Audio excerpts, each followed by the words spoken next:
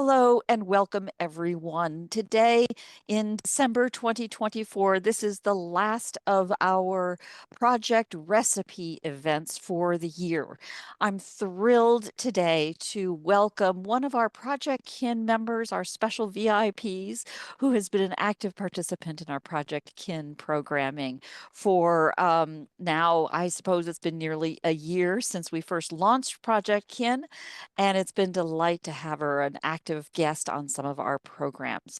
So today we are hosting Lynda to be sharing a recipe for a project she has been doing as part of her ongoing artwork. And I thought it really such an extraordinary example of storytelling. So Lynda Heines, with that, let me get out of the way and turn it over to you with our presentation today. Go ahead, please, Lynda. That was a great introduction. And Barbara and I'll just get started. We are going to talk about art quilts and other kind of fabric art that you can transform your stories or your research into the fabric art. Now, when we say quilts, everybody thinks about grandma's quilts or maybe auntie's quilts. And quilts are great, but they're not what we're talking about. But they do tell stories. I have a whole bunch of my grandma's quilts, and all of them have fabric in them that are probably grandma or grandpa's shirts or dresses, and also my mom's.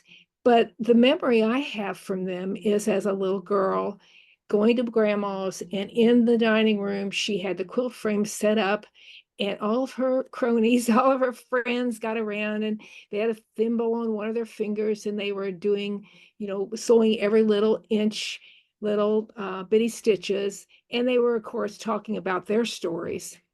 But we're not talking about these kind of quilts. We're talking about art quilts. And art quilts here's a couple definitions. An art quilt is an original exploration of a concept or idea rather than handing down of a pattern. Art quilts are meant to be displayed and not meant to warm a body. Art quilts contain 3 layers, just like regular quilts do: the top, the middle, and the back. But we're not going to just talk about art quilts. We're just going to talk about how you can put your stories in fabric. So first of all, why would you want to do that? Why fabric? Well, there's a lot of ways to tell our stories. Of course, you can tell in a book. You can do it in a podcast or videos or on Substack. There's just a lot of ways to tell your story, scrapbooking. But there's something about fabric, and I used to be a scrapbooker many, many years ago, and I love to tell my story that way, but I got to the point that I wanted to use fabric. And that was my slippery slope, and I'm really into just fabric. But I love the feel and the touch of fabric. When you have a book or you have a wall hanging, it's nice to go up to it and you can feel it. But one of the biggest things that really I love about it is it adds your creativity to the project. So, you've done your research and you want to do this on maybe an ancestor or maybe a vacation, and you have all the pictures and the verbiage and all that. And, you put that in a book, but it's not the same as if you put it in a fabric project, because you have to choose the fabric, how to lay it out, any kind of little bits you want to put on it. So it really is more not just that story, but it's also you. And that's what makes it so special. Also, you can create art for the wall, books to display, and then also it's also something to pass down, like grandma's quilts. So before you can really decide on what kind of fabric project you're going to do, you need to know what story you're going to tell, because it really depends on what type of story, how you're going to do this. So we could start with the smallest, and this is a postcard or greeting card. And this is a story in a very small place. What's neat about it is it can be framed, it could be attached and put on a card and sent. It's just another way of doing telling a story. And I have stories about these postcards. I do want to say this was from every year the Facebook group Postcard Fabric Arts Group, and if you're ever interested in this, they would love to have you as to join them. But every year they have a challenge, and for one year they did decades.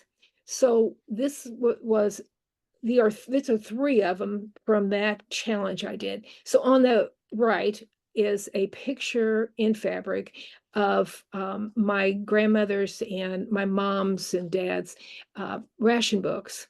And so that was 1940. So I talked about the different, about ration books, why they had to ration and what they all meant and how they used them and that kind of thing. So it told the story, even though it's on a little bitty piece of fabric.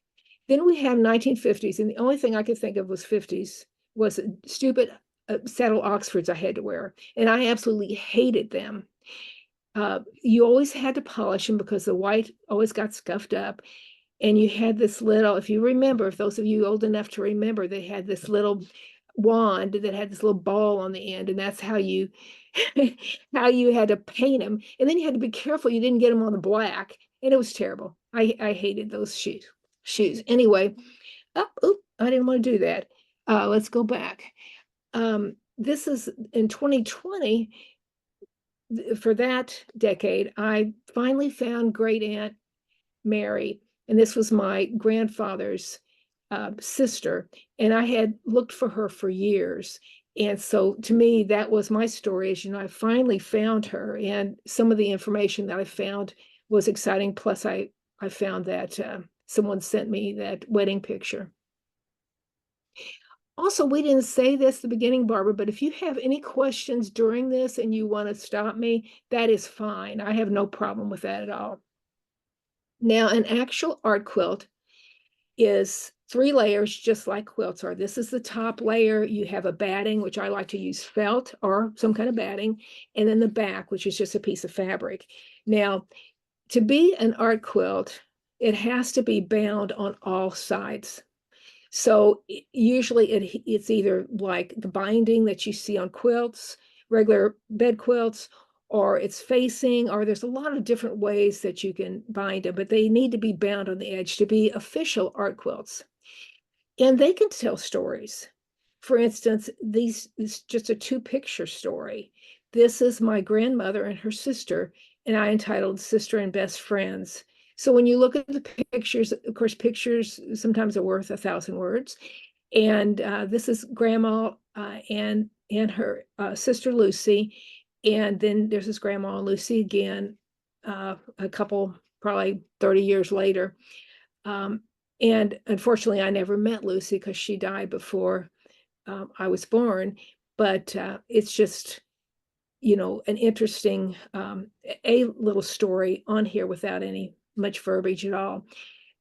The fabric you can use, I use fabric that I create, but you can use any kind of fabric you want. And I've added here on this edges some vintage, I think they're vintage napkins, and just to make it a little bit different. But that's one way of using an art quilt. But you can also frame your art quilt, which really, for those of us like me that don't like to bind them, it's really nice to have them framed. And this again tells a story of a vacation this summer that I got on horseback, and I swore I'd never get on horseback after 40 years ago. I said I'd never get on it again, and I did, and I had a great time and look forward to doing it again. But again, this is something that you could have a picture from some time. It could be a celebration, a reunion that you could have and send it to someone you love. You also can do a gallery of pictures, and I chose to use a vintage piece of fabric.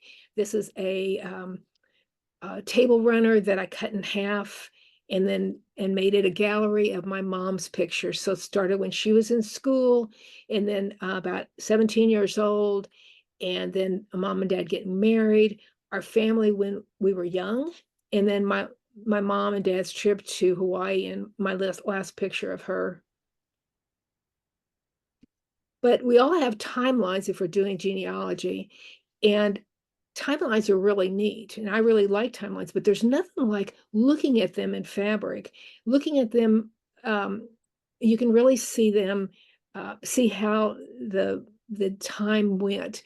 Um, this is my Aunt Irene, and she, she's born in 1904, and then in 2005 we had a 100th year birthday party at the nursing home. And this is me, and there's Irene there. And I love this picture of all of us and at her 100th birthday cake. But she died the next year in 2006. She died at 101, but she really was like 2 days from her 102nd birthday. So this is really a special piece for me. And you could do this with anybody. You could do it with your grandparents or just anyone that's special, and it doesn't have to have the ending of their life even.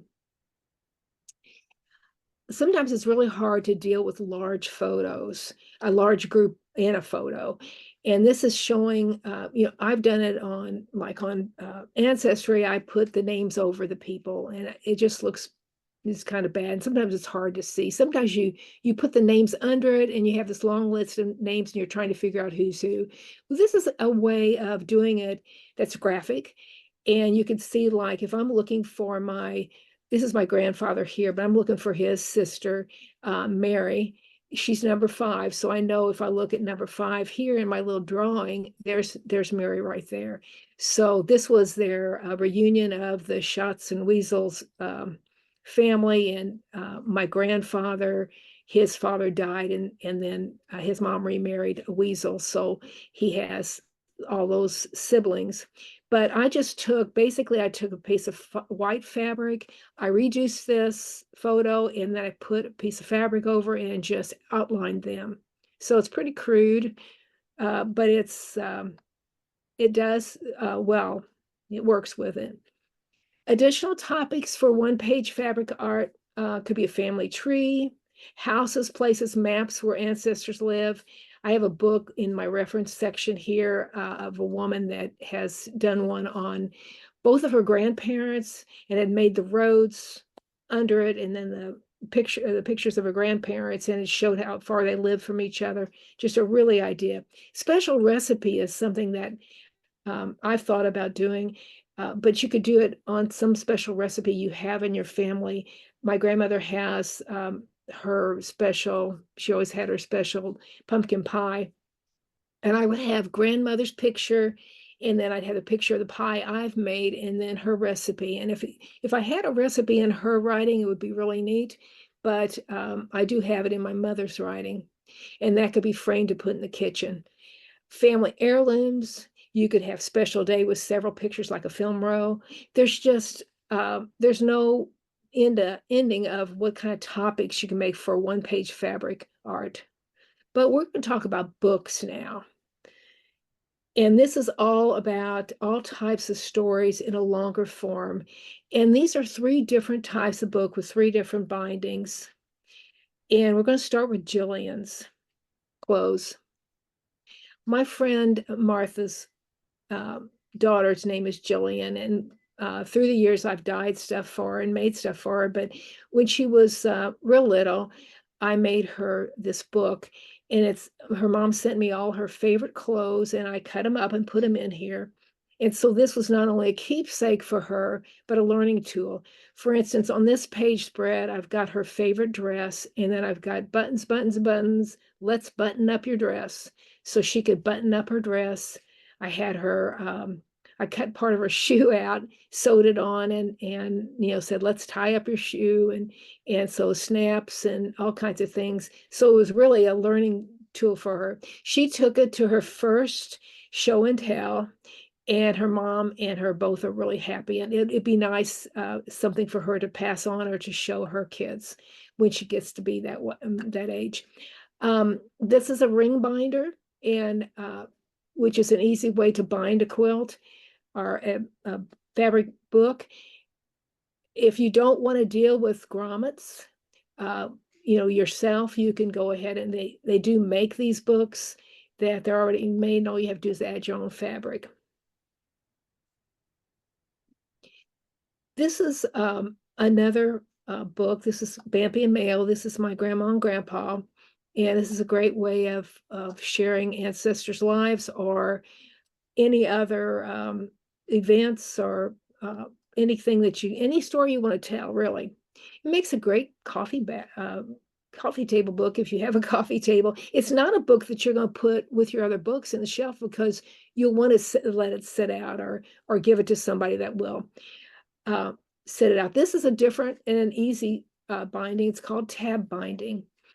And I want to do a little flip through on it.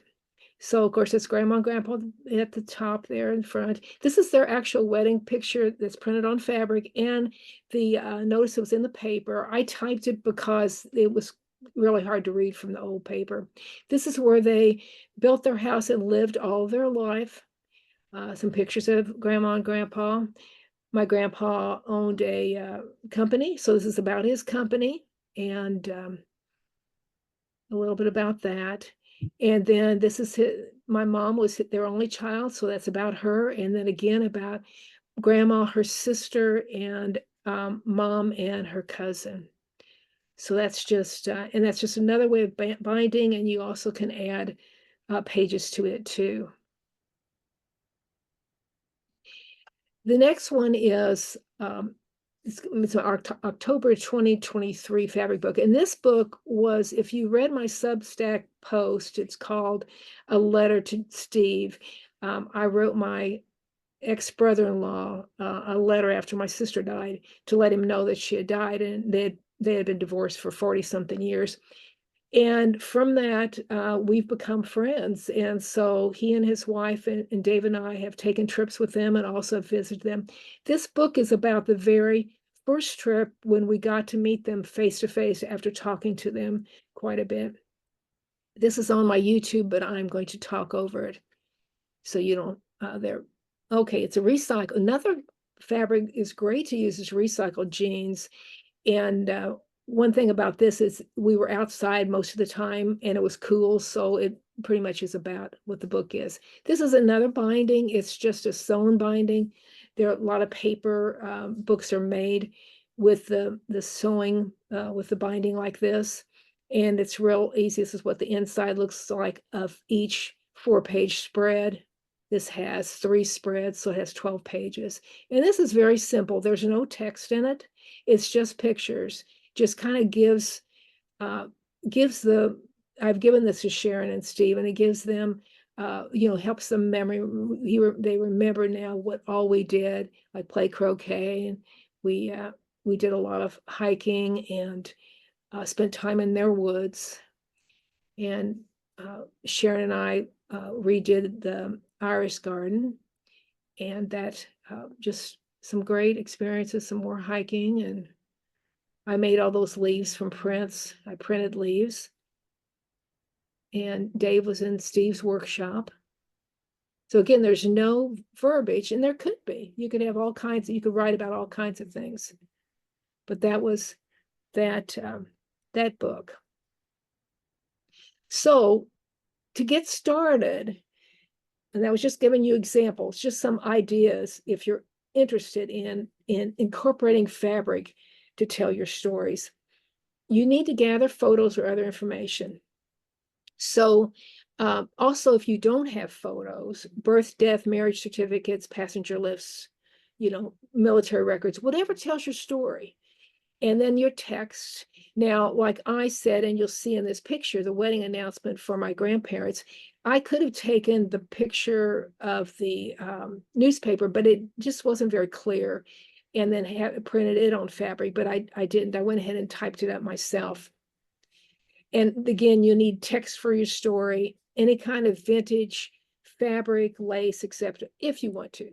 It'd be neat if you have a piece, like if you're talking about your grandmother, if you have something of hers that you want to put in there.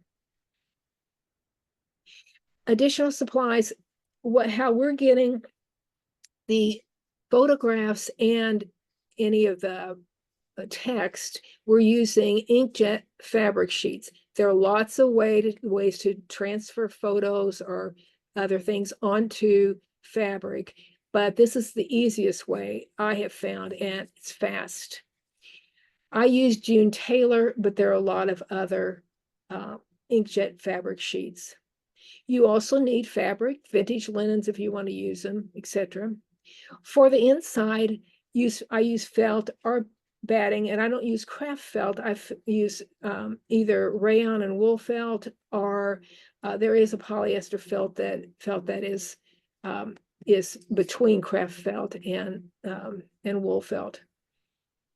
It's cheaper than wool felt, or the other one. Then we've got the glue stick are the fusible sheets. This is a fusible web, and this is our it's just school glue. It's washable school glue, and I'll show you what we do with that. Scissors, cutting mat, sewing machine, or hand sewing supplies. You can sew all these by hand, but I'm not a hand sewer. I rather zip it through the sewing machine. Iron, and then optional paint. If you have a linen that you feel like, I'd really like to have that light green, or maybe I'd like to have it a little bit darker, you can use any craft paint you have around the house. Since we're not washing this, we don't have to worry about it losing its hand. I do like, or the feel of it. I do like using fabric paint, but you don't have to use that if you don't have any. Also, if you have watercolors, you can color the fabric with watercolors. Micron pens are great to write on fabric. Not on, you wouldn't be writing on your inkjet sheets. You would be writing on plain old fabric that you have or that you get. If you have good handwriting, it would be really nice to write everything out. And like even anything that you want to describe, like how I described where they lived, my grandparents lived, and my grandfather's business. But my handwriting is awful, so I didn't do that. But you can do that, and all you have to do with that is just iron over it, and that seals it. So we're going to start on the process on one of the projects, and this was the timeline. So what we did is I start with my fabric. I chose this piece of fabric, and then I covered, I took this is the batting, or what really the felt. This is a Misty Fuse fusible web, but you can see it's very, you can see through it, transparent. I put that down on the felt and then put the fabric on top and ironed it. And that will make my quilt sandwich. So then I still have to, wait a minute, before I do that, I still have to put fusible on the backing fabric and to the back of the felt. So you'll end up with a fused sheet, your fused sandwich of your topping, your felt, and your backing fabric. So that's your quilt sandwich. Now, there's an option. You can pin this or you can clip it, but there's a lot of there's a lot of wiggle room if you do that. It can get off, and if you get it glued down, then that works so much better. It just they don't move. It's stuck that way, and that's the way you want it. The next thing is to decide on your photos and your text, and think about the size you want them. You might have to mock up a size on your fabric, just with paper or whatever, and then you put them on pages in the computer, because you're thinking ahead, because you'll eventually be printing this out on that inkjet fabric sheet, and you don't want to they're kind of pricey, so you don't want to put you don't want to have to put 2 pictures on one and 3 in the next one. You need to get everything on as much as you can. So this shows you that's what I did. Now, before you print it out on fabric, you print it on paper. So you're printing this all on paper, and then you're going to cut it up. Then you're going to go to your piece, and we're doing for placement, and we're auditioning all of this stuff. So we're auditioning this, and I've laid it down how I want it to lay down. When I first did it, I didn't take a picture of it, but Irene's picture was too small, so I made it bigger. This picture was too large, so I made it smaller. So then I printed out again, and oh, now I like how it looks. So this is how I want it to be. So once I'm happy with everything, and of course I've printed all these out, and again, if you can write, that would be what I would recommend, is writing these out instead of on plain white fabric or whatever fabric you want to use, instead of having to print them out. But my handwriting's terrible. So once you're happy with the layout and you know you've got everything the way you want it, then you go ahead and print it on the fabric, on the inkjet fabric. So here I am. I have finished sewing the timeline down. It's just a ribbon. And then I have taken each of the dates and the explanation and have glued them down with my glue stick. Again, this is just washable glue that most people have around the house. And what we're doing is we're just securing it to the fabric so that when we sew it, it stays there. And again, I talk about, if it's optional to handwrite instead of typing it. So once the timeline is all sewn, then I'm going to place the pictures again. And this time these are all, fabric now. Now I decided I didn't really like them without some kind of a frame. So I decided to pick some fabric and see about framing them. So this is what I did. What's good to do on a lot of things like this is to take a picture and then look at it later, see what you think of it. It's just different work looking at it, because I really thought it looked kind of neat until I looked at the picture and I thought, no, I don't think I want the brown ones. I want them to be all black. They'd be more vintage looking. So since most of them are vintage pictures, so I added the fabric. I added all black to these, and now before I take it to the sewing machine, I will take the picture and I will add fusible web between it and the black piece, and then I'll do it between the black and iron it, and then put a fusible between the black and the top fabric, and then you iron it all down, and then it's stuck. So then you could go ahead and sew and it's not going to move it. Now you can use a glue stick with this. These pictures are probably small enough to do that. I just am concerned about it gluing up my needle, the glue, affecting that, and I just didn't want to take the chance. But again, it could be used, since it's not like the whole big sheet like we had of putting these three pieces together, the original quilt sheet, quilt sandwich. So we are ready now, because I've cut all these and I have attached them. So now everything's attached, and then I'll sew around them, and then I get the result. So on the last one, there was some batting or some felt that was hanging out here. So I trimmed that up, and everything is sewn down, and I'm ready to either frame it or to bind it. I probably put this in a frame. So that was really, kind of a quick thing about how to do that. And I wanted to give you some references. If you're interested in any of this, Leslie Riley has a wonderful book called Photo Memory Quilts, and she goes through her way she puts these together. She's done some wonderful work on memory quilts, and these, of course, are art quilts.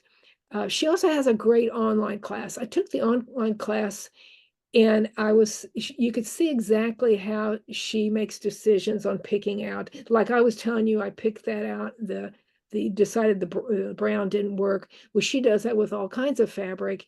I mean, it really takes her through the process more than I've taken you through, and which I really loved. One time I disagreed with her, when I was telling her she doesn't know I disagreed with her. But anyway, when I was doing the online, and it was just a recording. And I said, I don't think that one works, but it did work after all. The other one is Valerie Goodwin's Art Quilt Maps. And this is the one where she had made a map of the city and placed over it, this is all in fabric, placed over it two pictures of her grandparents, the two houses were, and it was just amazing. So there's just that's a lot of interesting, it captures a sense of place with fabric. So I think that's really, really cool. The last one is my website, lindaheines.com. And I have a lot of tutorials on all kinds of things fabric related. I do go through making the book for Stephen and Sharon, which is the October 23 book. I made a lot of changes, and I looked over it today and realized that there's like 5 blog posts, and I changed my mind so many times until I finally came up to what I wanted to do. The one Jillian's book is also in there. I will be posting in a couple of weeks. I want to make another one of the tab books, and I'll be doing a step by step on that. So anyway, that's all I have. There's just something different about putting your story in fabric. I'm not saying it's any better. It's just another way. So anyway, thank you for listening. I'd love to hear your questions or comments, and I can get out of this if you'd like, or does anybody want anything? Yeah, it'd be best to go ahead and take that down. Lynda, that was fabulous. Thank you so much. I think one of the first questions that folks are asking about is, wait a minute, you hit a little bit on that with respect to printing photos to fabric. You talked about using these various solutions for laser jet printers. And I couldn't help myself. There's also apparently iron-on as well. Do you have some opinions on the best way to select those and what to look for? But it is inkjet, not Inkjet. Yeah. laser. Sorry. There's Yeah. all kinds of ways, and I've tried all kinds of, you can use Mod Podge, and this is just a really easy way to do it, because you can just, you print them out. It's just like having pictures, but it's on fabric. You print it out, you iron them for a couple minutes, or not a couple minutes, a couple seconds, and then you cut them out and place them. I think supposed to let them dry for like 10 minutes or something, then iron them, and then you just place them or cut them out and place them there. It's so much easier. I mean, there's lots of other ways to do it. But to me, if you're just starting out in this would be the way to do it. If you don't have an inkjet printer, I'm obviously giving myself away. If you don't have an inkjet printer, what do you think of the iron-on options? I would probably send it, like Kinko's, or now the Kinko's don't even Uh, exist anymore. One of those oh, but places would probably FedEx, print it, but FedEx bought them. Yeah. they probably would have Okay. them. So look for it. Okay. Yeah, I'm not sure Okay. there's any laser for it, because I used to have a laser. I don't have a laser Yeah. anymore. Yeah. Well, what I was thinking was you laser print the iron-on ones and then iron that on, but you'd have to do it in reverse. Yes, yes. Oh, now there's Leslie has a fabric. Why can't I think of her fabric? I've got it here somewhere. And what it does is but you have to reverse everything. And if you put text down, and because I screwed up and I wasted a lot of it. And it's interesting, but again, it's you're rubbing it on, you're ironing it on, you're not Ah, printing on the fabric. You're not taking that I piece of fabric and see. putting it directly on there. You're just Okay. saving a step. Great tip. And what I love about this is that, so many of the examples that those packages offer are frankly boring. What you're doing is so delightful and creative. I love that. You have my attention. Thank you. Thank you. Questions? Go ahead, anyone. Take yourself off mute and come on in. Yes, Jennifer. Jennifer. Not a question, just a comment. That was just absolutely wonderful. So thank you, Lynda.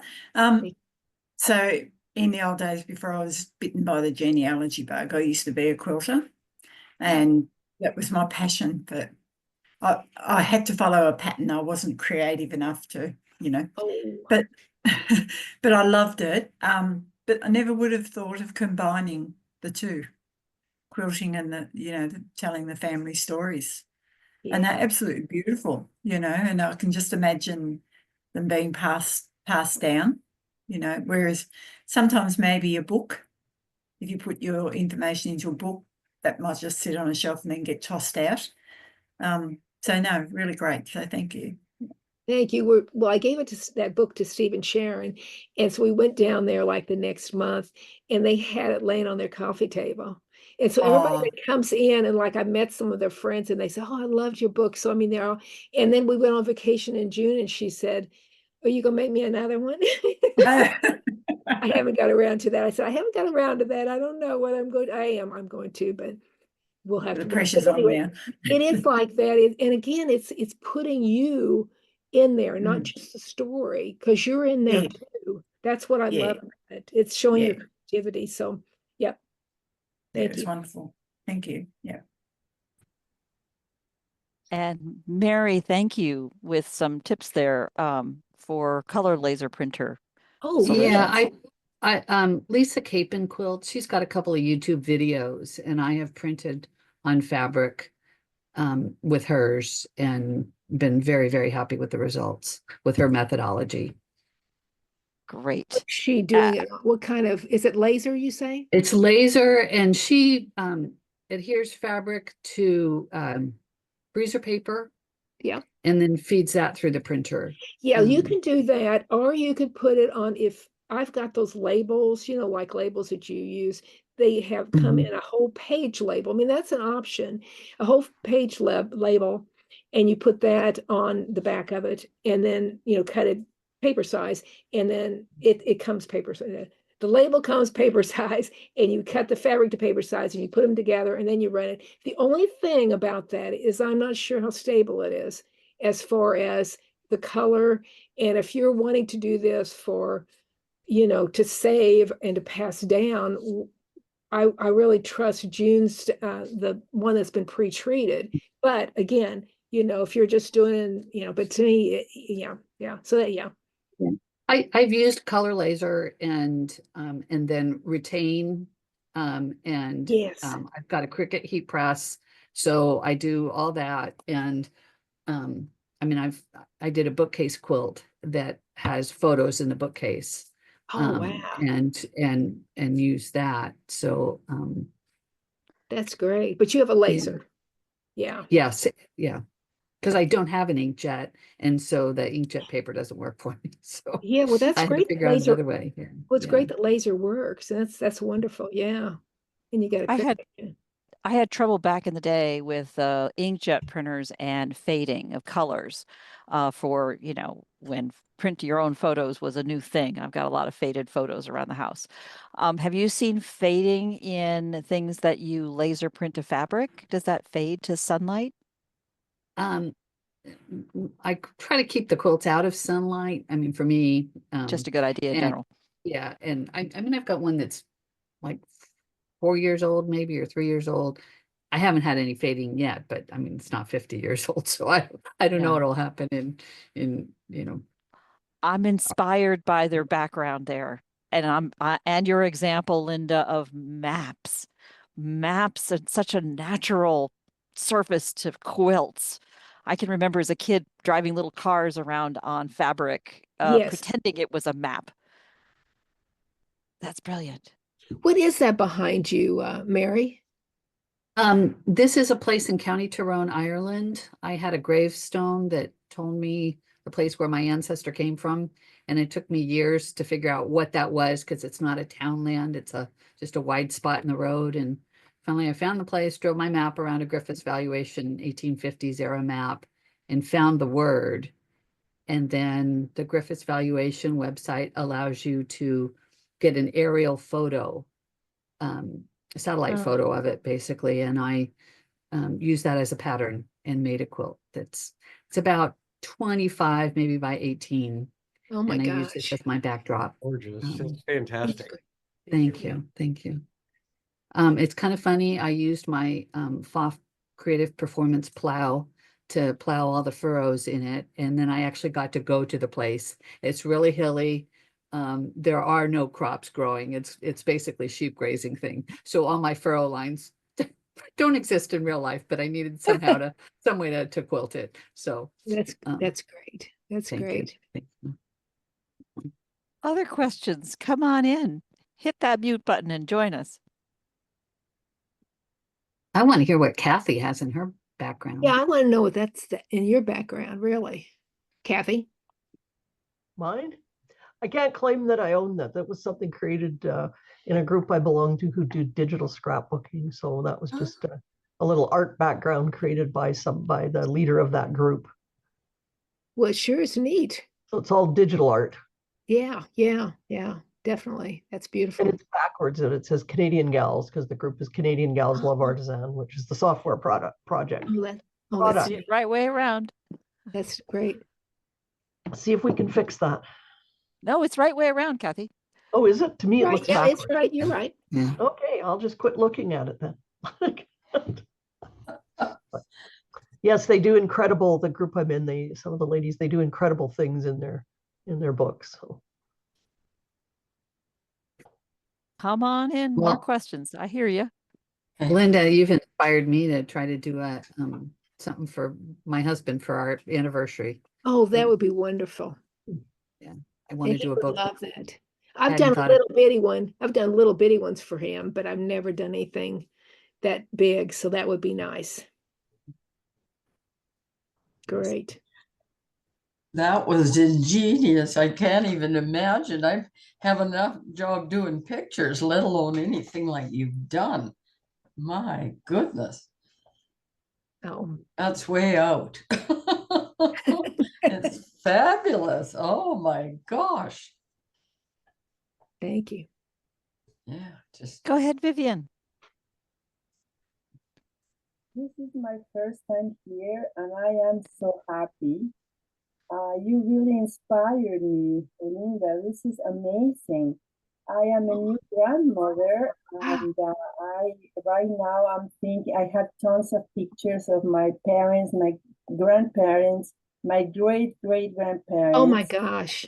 I have, some marriage certificates and all that stuff. And you inspire me big time. I just feel like I'm high and I am not high on anything, just happy, happy. So Oh, I wanted to say thank you.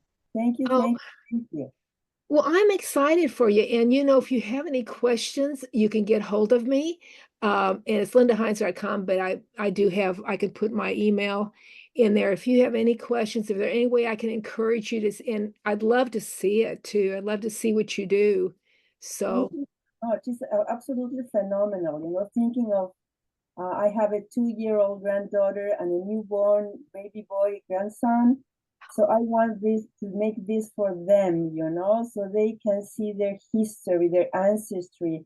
And I have some things from my mom, so I just feel overwhelmed with joy because it's like everything I have to put it together. How do you say? How do you say aterrizar? To put it in ground, to make it. Because I have the pictures, I have this, I have that, I am creative. So now I have to put this together and you helped me a lot. So thank you. Yes, if you give me your email. yes, I will do it right now. I'll have all the contact info in the recording as well. Oh, you will? Okay. Yes. There you go. Just drop it into the message.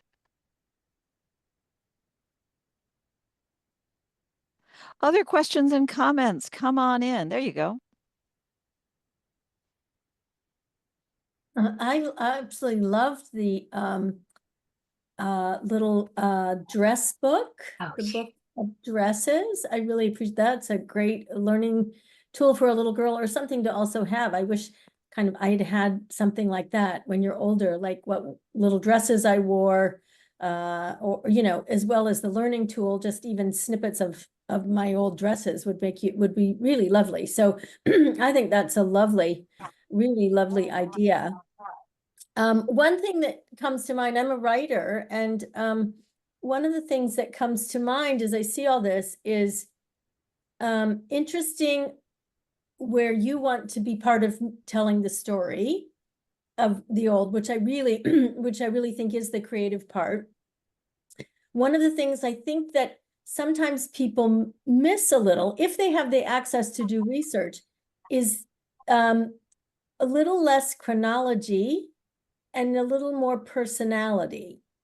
So like when I think of my grandmother or relatives, it's easy to get wrapped up in, well, they were born here, they died here, they Right. had grand aunt so-and-so, and you get all kind of like that, which is important if you're telling a history, but you kind of think, well, what was their favorite color? Was the favorite recipe, like, did she serve it on a cake plate? Or, you know, the little personality quirks. And I think it would be lovely to see also, you know, as I mean, I'm not doing this all the time, but it would be lovely to see more the personality also of the person. I think I that's understand, and that's You all know what about. I'm saying? Like, it's it sort of builds it into the story as well as the picture, what her Right. favorite color was or her favorite food, or like, and if you know that, I think that part of it, if you knew like your great grandmother loved yellow or she hated pink from any letters, or just even from, you know, she took, you know, her wedding bouquet. If you look at the flowers, you're like, okay, that woman, when she was a young girl, she loved white roses. So, you know, working those motifs also into the work as the artist creating it could be so much fun, like such a challenge, but because there's so many levels to work on here, which Oh, you're yeah.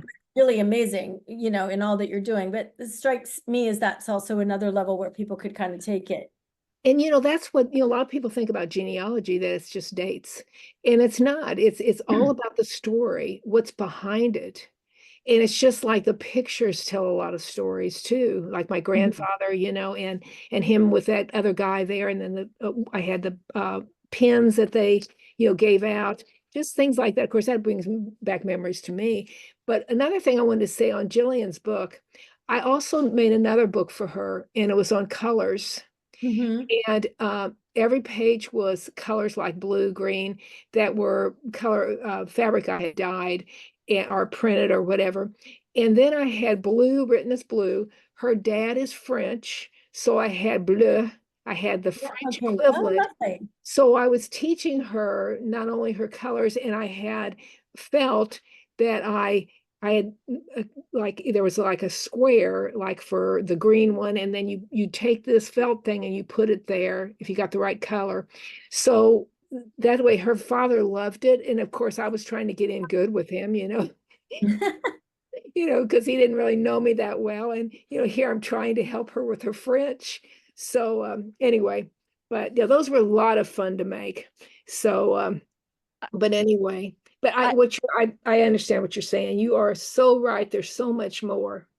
Well, I think I mean, that's it's just there's endless. And when I start, I appreciate that what you're offering is there's to get you started. And then, you know, the artist, the writer, the storyteller, and all of us can be like, okay, how can we go from here with what we know? But it seems like I love the fabric as a medium and all of that. And then I love the idea of what else can we bring in about those people in the choices, like as an artist, that you make. I've done some work as a mixed media artist, and I had done a painting after I had done a trip to India. It was like a little inset of this of a flower that was in the Taj Mahal. Kind of sounds random, I know. But anyway, I had used some old bangles that I had in my jewelry box to outline the flower, because I had these old bangles from when I traveled, and I used to put those in my paintings. And a woman came in and said, oh, I would like something like this, but can I bring in my daughter's little bangles and my mother-in-law's bangles, and can we do it as a family art thing, like Wow. on the canvas? And I was like, oh, well, I had never thought that people would bring in their own stuff, like Right. for me to make into a painting. Anyway, it ended up being 50 by 50. It was a huge commission. but and she brought in like scraps of her mother's saris, and I do paintings with that stuff. And so we kind of put all this stuff in there and like had an art piece. Now that was on canvas, but I can imagine like you could have so much fun. As I'm also a sewer, I love it, like doing that on fabric. But yeah, so I mean, I love your basis of ideas and using fabric to storytell, and the photos in there. It is such a new, it's something different than having it in a photo album. So I think that's really great work. Well, thank you. And you've given me ideas. I mean, I don't have much of grandma's stuff, but I have my mom and dad's. And if I did something on them, I mean, I've got the ties she made for him, and scraps from her dresses and things like that. So there's a lot of things there. So that's interesting. It's just I didn't have a lot of their stuff, grandma's stuff. But Right. No, it's hard, but it's something to think about. Even the copies of other stuff or what like of the pens or I don't know. I was thinking more about the food stuff. Like maybe you don't make the recipe, but I don't know. Some people have like hand-me-down bowl. Like I don't know. I have one of my grandmother's bread bowls, Wooden and it's spoons. like Yeah. taking a photo of that to put the recipe in or something. I don't know. Like I could have a gazillion ideas from your talk here. So well, good. busy. Glad to hear that. Yeah. That's So great. really nice stuff.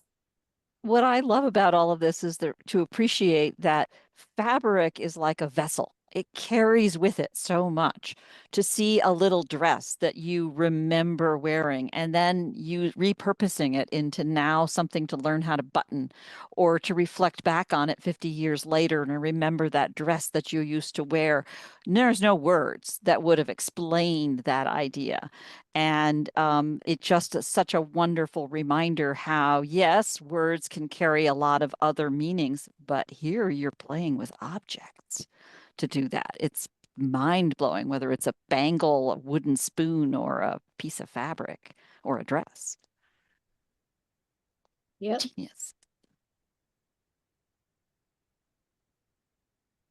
And thank you, Kathy, for chiming in. I think many of you will remember Kathy's talk for Projectkin in a project recipe she wrote for us back in January, February, March, earlier this year, talking about a new project that she's working on from her own grandmother's stories. So stay tuned for more about that one, and I'll include links for things like that in the notes. And thank you, Mary, too, for talking about the laser printing too. That's great. I'm glad that there is some of that for that. But tell me about sewing machines. Do I need to be worried about having a sewing machine that's a general purpose and not a specialty quilting machine or something like that?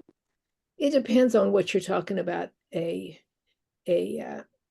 Whatever yours is. I mean, you want to have something that's pretty sturdy. I mean, you don't want some, $100 machine. Yeah. Although No.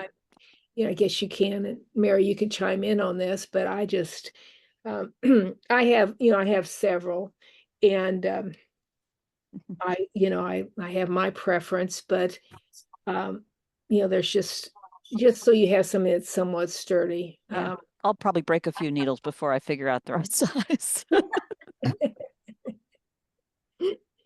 But it's I have the jeans. What's difficult? The jeans are difficult, and you have to use a jeans needle. And I've had trouble. In fact, I messed up one of my vintage machines doing some other stuff with it that was just too strong. The jeans, I just have to be careful and not push stuff through. But I'm sorry, Mary, you gonna say something?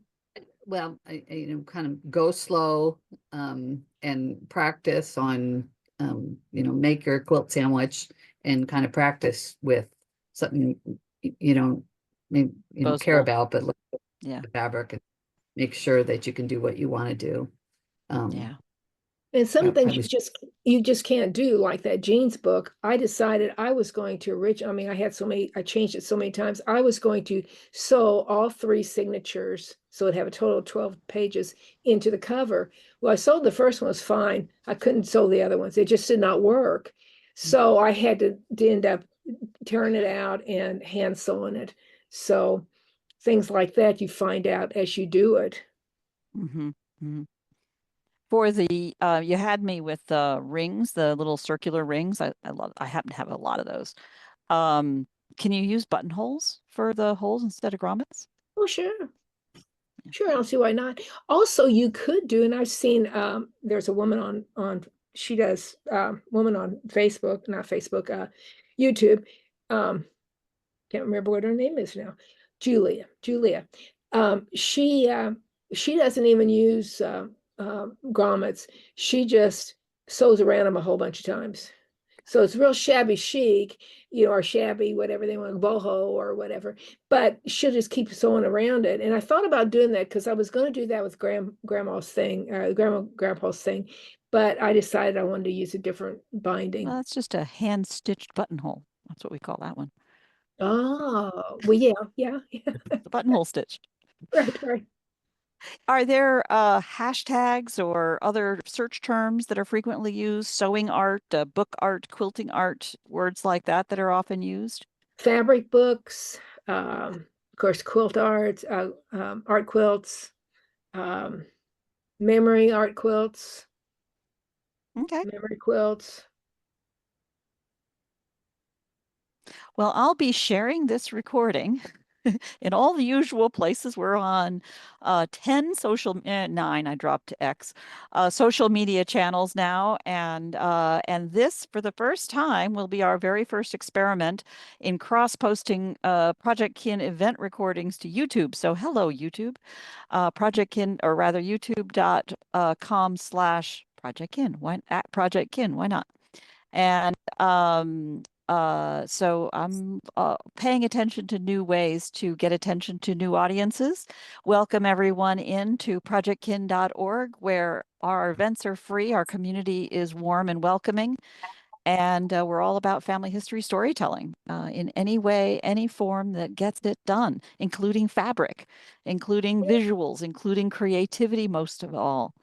And Lynda, I'm absolutely delighted to peel back what I've known has been this art talent all along, to have you share some of that joy and inspiration with our community. As you can tell by the community response already, we're pretty excited. And maybe next time we need to think about carpentry. And then plumbing, who knows? I think creativity is key. And I love Catherine Graven's suggestion of thinking about these as ways to bring in the personality. Because I think that at the end of the story, personality is character, character is the root of these stories. You put those into a timeline, a people, place, time, and pretty soon you've got a whole story unfurling, right? So it's been a delight to have you all, and I want to thank you. We will have this recording along with as many of the notes that I've captured. You can send me more that you think of, either in comments at the bottom of the post or via email now, and I will include them before it goes out. I hope to have it out within a couple of hours, as I usually do. It goes out by email to all of our members. And I'm going to follow up on all the registrations to see if I missed anybody. And we'll be delighted to have you join us. I want And to say, if I could, thank you all. I please, appreciate you coming and watching and all the great questions and suggestions. Love it. Love it. Thank you so much. wonderful resources. Keep them Thank coming. you so much. I got a lot out of this. Thank you. See you guys later. Bye. Thank you. Bye-bye all. Thank you. Bye.